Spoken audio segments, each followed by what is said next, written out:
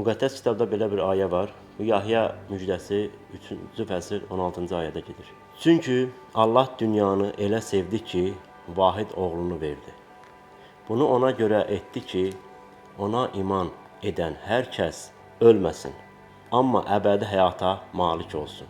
Allah dünyanı mühakimə etmək üçün deyil, oğlunun vasitəsilə xilas etmək üçün onu dünyaya göndərdi. Yahya müjdəsi 10-cu fəsil 14 və 15. Yaxşı çoban mənəm. Necə ki, ata məni tanıyır və mən də atanı tanıyıram. Eləcə də özümünkiləri tanıyıram. Özümünkilər də məni tanıyır. Mən də quzuları uğrunda canımı qurban verərəm. Bu ağıldan olmayan başqa quzularım da var ki, onlar da gətirməliyəm.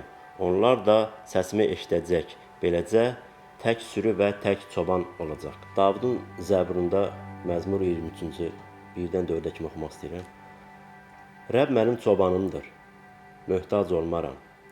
O məni yaşıl çəmənlərdə dincəldər. Sakit axan sular kənarında gəzdirər. Məni yenə də canlandırar. İsmi şərəfinə salihlik yolu ilə aparar. Ölüm kölgəsinin dərəsindən gəzsəm belə, şərdən qorxmaram. Çünki sən mənimləsən, sənin əsan, sənin dəyənəyin mənə təsəlli verir. Amin.